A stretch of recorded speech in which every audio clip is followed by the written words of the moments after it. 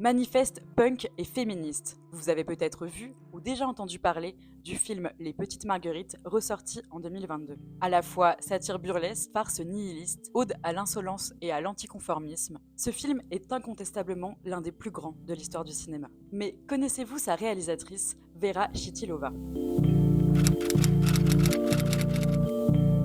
Vera Chytilova est née en 1929 en Tchécoslovaquie. Très vite, elle a plusieurs cordes à son arc. Elle étudie la philosophie et l'architecture. Elle fut ensuite mannequin, dessinatrice, retoucheuse de photos, mais désire se tourner vers le cinéma. Alors qu'on lui refuse des études de production, elle finira par rentrer à la célèbre Académie du film de Prague à 28 ans. Seule femme parmi les autres étudiants, puis seule femme parmi ses camarades de la Nouvelle Vague, comme Jiří Menzel ou Milos Forman.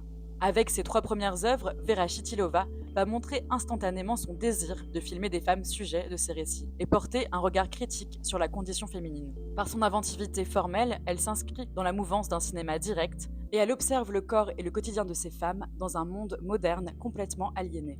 Pour son film de fin d'études Le Plafond, sorti en 1961, on assiste au parcours psychologique d'un personnage qui fait sauter les cadres pour nous faire ressentir son expérience.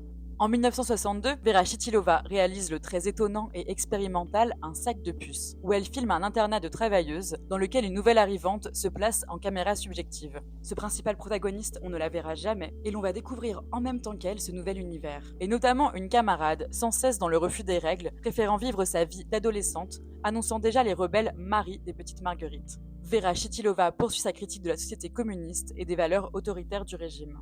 Après son diplôme, elle tourne son premier long métrage, Quelque chose d'autre, qui est présenté à la Semaine de la critique à Cannes en 1964. Entre fiction et documentaire, ce film se veut un double portrait, d'un côté celui de la réelle gymnaste Eva Bosakova, dont elle filme les répétitions, et de l'autre un personnage fictif, Vera, mère et femme au foyer, qui s'ennuie dans ce rôle assigné, devant lequel on ne peut s'empêcher de penser à Jane Dillman de Chantal Akerman avant l'heure. Le sport et la domesticité sont alors deux vecteurs de cette aliénation évoquée par la cinéaste avec humour et cynisme. Sort ensuite son deuxième long métrage, Les Petites Marguerites, qui sera censuré sous prétexte de gaspillage alimentaire à sa sortie.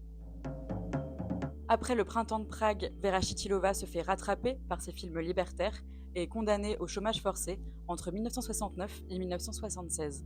Néanmoins, elle poursuit avec une filmographie très riche, une vingtaine de films entre les années 70 et 2006, alternant fiction et documentaire, avec toujours des propos politiques et féministes très forts. On peut dire aujourd'hui qu'elle a révolutionné la forme et le regard porté sur les femmes à l'écran. Et pour en savoir plus sur son film culte Les Petites Marguerites, vous pouvez réécouter notre podcast qui lui est consacré sur le site de Sorociné.